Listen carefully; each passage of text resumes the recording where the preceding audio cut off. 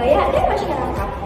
Di episode kali ini, kita akan membahas sistem kekerabatan yang sering banget jadi fondasi budaya suatu masyarakat, yaitu matrilineal dan patrilineal. Apa sih bedanya? Kenapa beberapa daerah ibu lebih dominan dan di tempat lain justru ayah yang punya garis keturunan kuat? Yuk kita bahas satu-satu bareng teman-teman podcast kita hari ini. Langsung aja kita ke narasumber pertama. Silakan.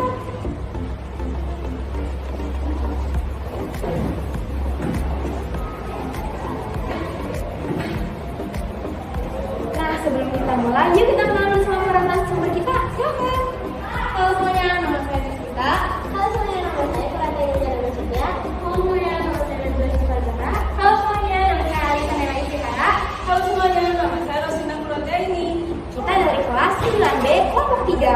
Di sini kita akan membuat podcast tentang sistem matrilineal dan patrilineal. Silakan narasumber pertama. Halo semuanya, aku bakal membahas tentang sistem kekerabatan matrilineal dan patrilineal. Di Indonesia, salah satu contoh yang terkenal adalah suku Minangkabau di Sumatera Barat.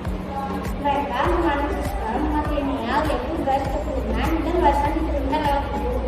Dalam budaya Minang, perempuan punya peran penting dalam keluarga, terutama dalam pendidikan dan remaja. Tetapi sebenarnya laki-laki tetap dihormati dan memegang peran sebagai mama atau paman yang memimpin keponakan dari saudara perempuannya. Jadi, meskipun garis keturunan dari ibu, tetap ada keseimbangan dalam hubungan gender di masyarakat Minangkabau. Selanjutnya kita lanjut ke narasumber kedua. Silakan. Nah, sekarang giliran aku. Kita bahas sistem patrilineal di Indonesia. Sistem ini adalah kebalikan dari matrilineal. Di sini garis keturunan, nama, warisan, dan warga mengikuti garis ayah. Contohnya bisa kita lihat pada suku Batak di Sumatera Utara. Dalam budaya Batak, warga hanya diwariskan oleh laki-laki. Anak perempuan yang menikah akan mengikuti nama marga suaminya dan tidak bisa mewarisi nama marga keluarganya sendiri. Hal ini juga berlaku di banyak daerah di Indonesia seperti Bali, Jawa, dan sebagian Kalimantan, di mana ayah memegang peran utama dalam garis keturunan dan struktur keluarga. Nah, selanjutnya kita lanjut ke narasumber ketiga. Silakan. Giliran saya, matrilineal di negara lain. Nah, kalau kita keluar dari Indonesia, sistem matrilineal juga bisa kita temukan di beberapa negara lain. Salah satu yang cukup unik adalah suku Mongol di Tiongkok. Mereka dikenal sebagai kerajaan wanita. Di sana, perempuan memegang peran penting dalam keluarga dan anak-anak, mengambil nama keluarga dari ibu. Pria tidak tinggal serumah dengan istri dan anak-anaknya, melainkan tetap di tempat ibunya.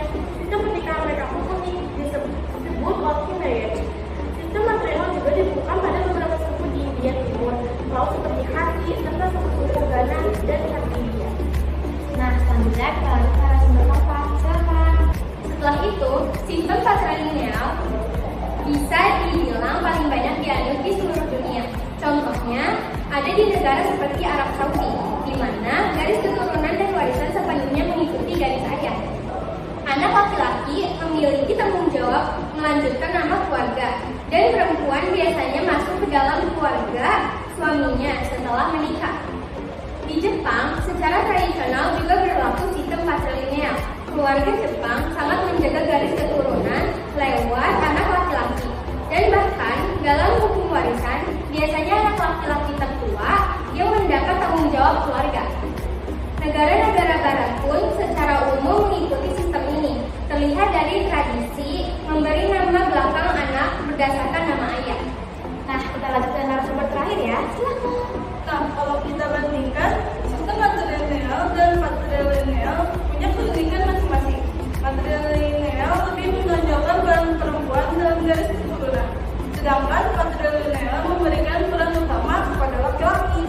Tapi penting untuk kita pahami bahwa pada sistem ini bukan soal siapa yang lebih dominan, tapi bagaimana budaya melihat struktur, sosial, dan nilai kekeluargaan. Di era modern, beberapa masyarakat mulai fleksibel dan tidak terlalu kaku terhadap sistem ini.